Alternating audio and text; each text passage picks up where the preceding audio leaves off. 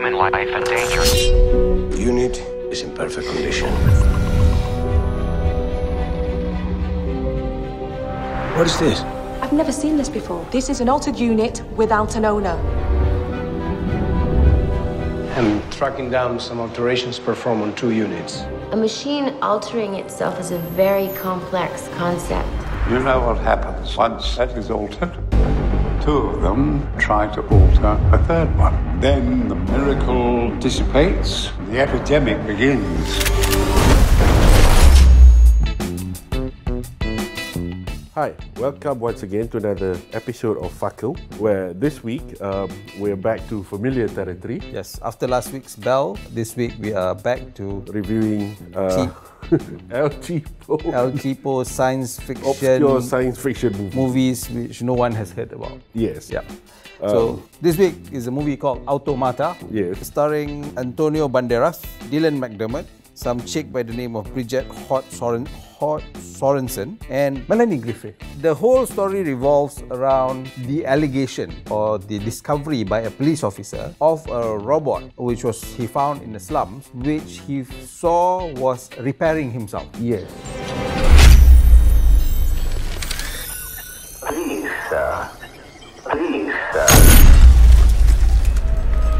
So this is how then Banderas comes in to investigate. So that is the basic premise of the movie. Yes. The question that is posed and the thing that you have to keep up with the movie is, are the robots breaching the protocol? So the first protocol is that they are not to harm Any human or allow harm. to any living thing. And number 2 is that they cannot alter or repair themselves. Yes, or other robots. Or other robots. Yeah. They are fully reliant on humans to mend them if Yes, anything to goes fix wrong. them, yeah. But they are also hackers or clock makers or clock masters who can repair these robots. Yeah, well, when they start the movie, we're saying there are 2 protocols, you know something's going to happen, right? Yeah. I mean, it was inevitable. So they're making the assumption, because the guy said he's fixing himself, so they're making the assumption that the second protocol has been violated, right? So the question is how? Yeah. Yeah. So That's the mystery of the That's the mystery. of the movie. And the whole movie that progresses along with Antonio Banderas, Jack Vocan or something like that, in trying to find out. He assumed there was a clockmaker or clockmaster, whatever they call it, right? Yes. That someone out there has managed to break the protocol. That was his assumption, and then the movie progresses on from there. Now, the movie in itself pays a lot homage to Blade Runner. Blade Runner, yes. The acid rain, the plastic raincoats, everything is bleak and dark, and the holograms on the skyscrapers and the girls. Only thing is that it's not Japanese. Yeah. And obviously, in this particular case, you know which are the robots, which weren't. Yeah, there's no replicant here. Yeah, there's no replicant. So the movie progresses that way. I mean, I personally, I quite enjoyed the movie. It was slightly over long, but generally it kept me quite curious and I wanted to know what happened. I think Antonio Banderas was very good in there as someone who is tortured, who is burnt out. I found Melanie Griffith, her acting skills were severely hampered.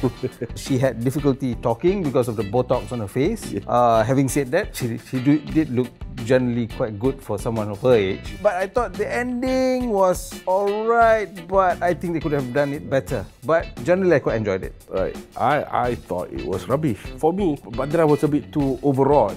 You know, and this whole I'm tortured shit going on. I'm like, oh, good God. Yeah.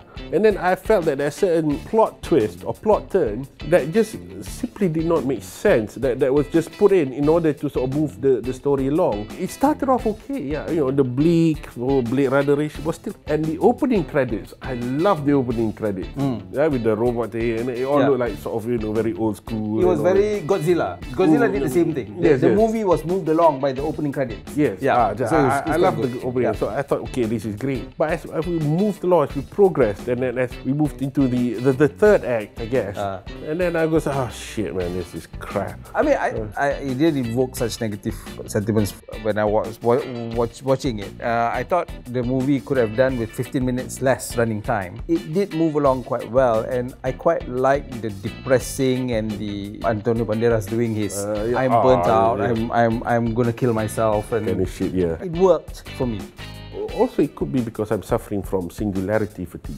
Because I think I already made this assumption that the moment the AI starts to wake up, we're finished anyway, right? Even Terminator has the same premise, right? So you sort of saw it coming. You were just tired of waiting for the inevitable. Yes. Yeah. You know? Yeah. How many stars will you give it? Yeah, I'd just give it a 2.